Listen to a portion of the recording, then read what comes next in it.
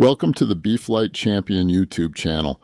If you're an amateur golfer, there's a good chance you've been told that the way to lower your scores is to become more aggressive, hit it farther, go for the pin, take on the hero shot, make more birdies. But here's the problem. Golf doesn't always reward the player who tries to do the most. Sometimes the smartest thing you can do is the thing that feels the least impressive. Lay up. Take the middle of the green. Accept a bogey. Walk away from the impossible shot.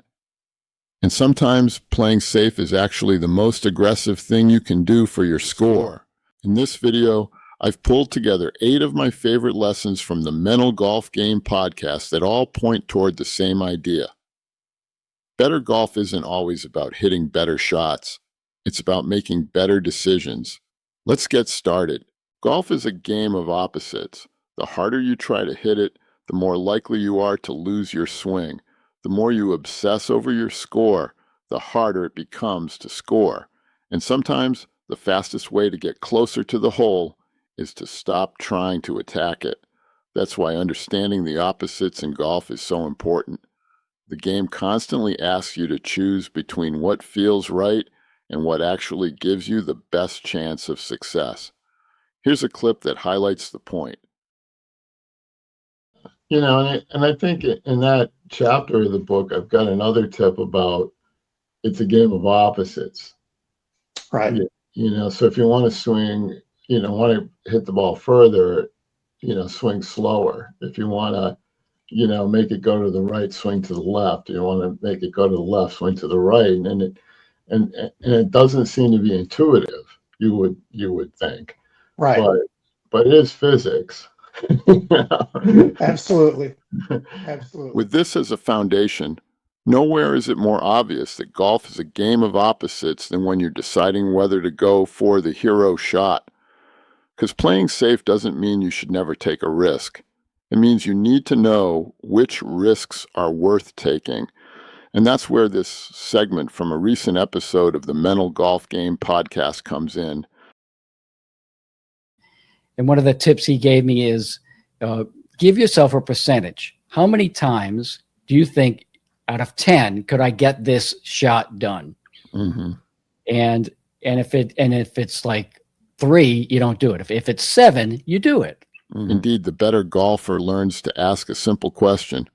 What shot gives me the best chance of making the lowest score? Not, what shot would look the coolest if I pull it off? That's a very different question. And once you've made the right decision, there's still another challenge. You've got to have the discipline to not lose your cool if you happen to not pull off the impossible shot. Here's a clip about this very point from a recent episode of my podcast. I will say that, you know, and that's not it about the game of golf and really understanding somebody. I mean, if someone's throwing clubs and storming around after a bad shot, that's not just them on the golf course. That's them 24/7. If they have like no way of self-regulating on a golf course, what are they like at home? What are they like at work? You know? Right.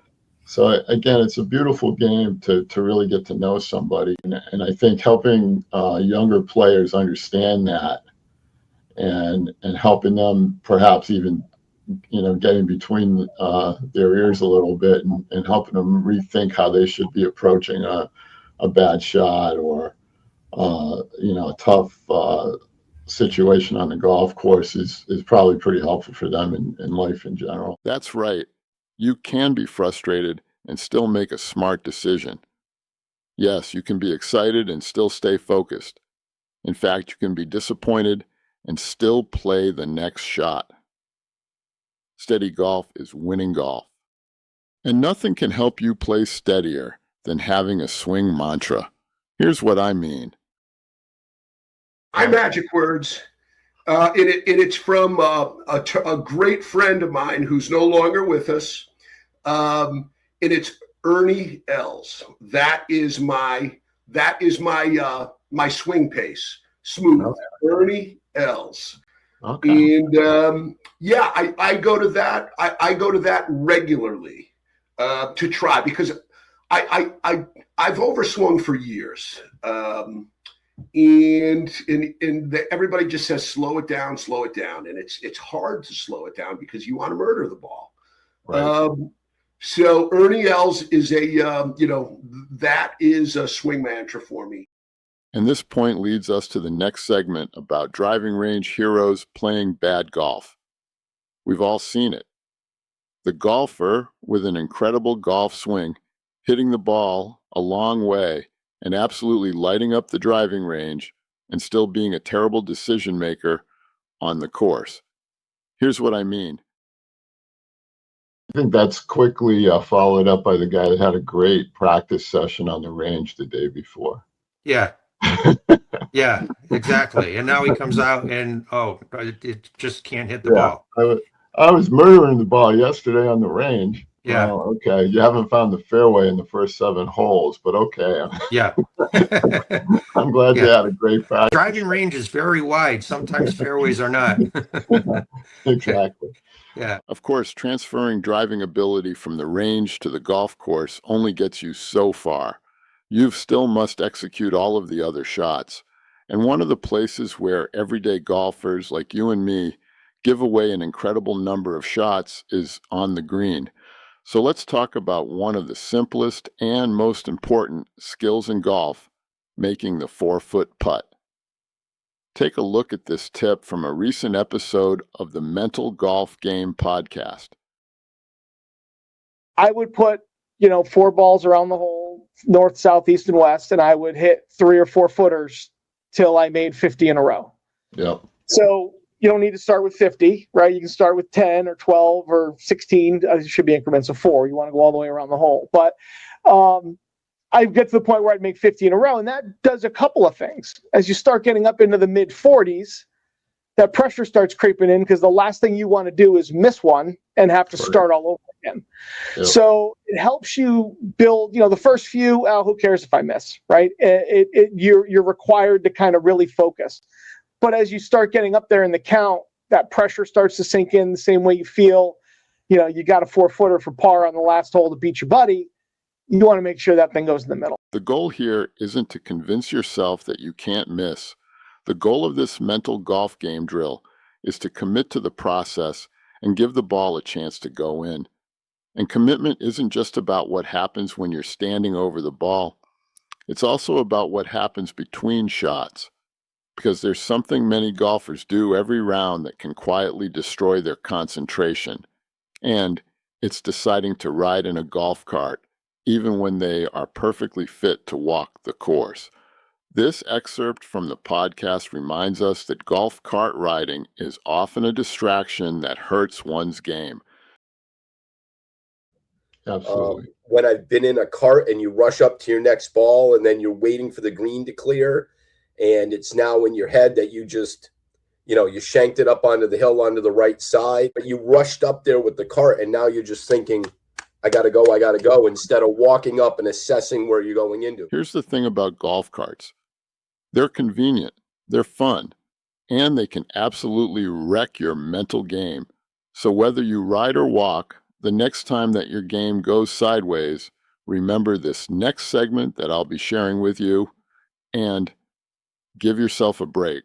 2 weeks ago, I shot an 86, and I was frustrated because I didn't accept the mistakes. This week, I sadly shot a 97.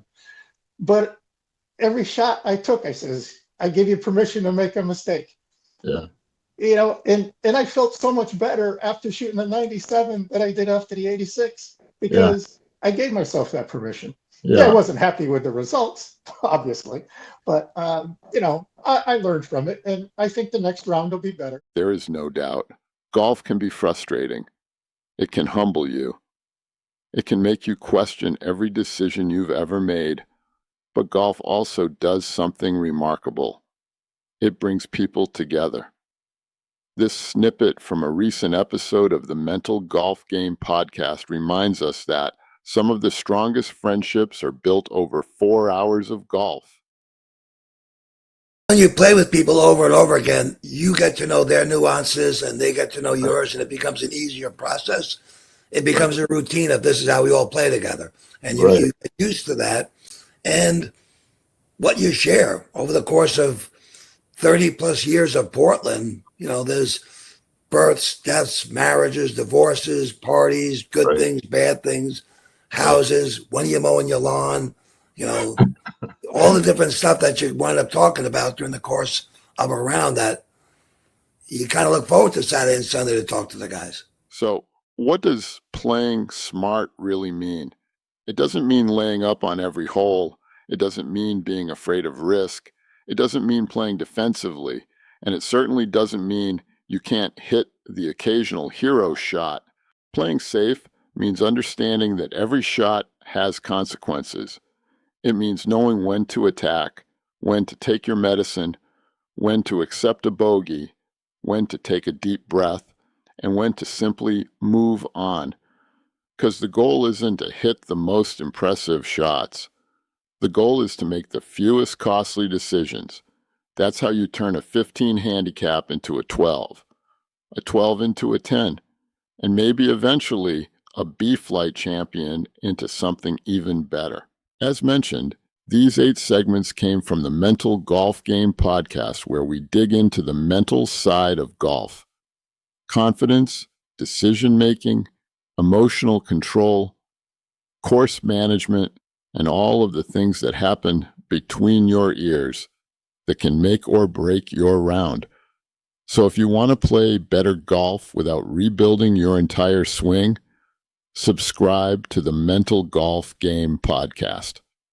And while you're at it, subscribe here to the B-Flight Champion channel, because we're not trying to turn you into a tour professional.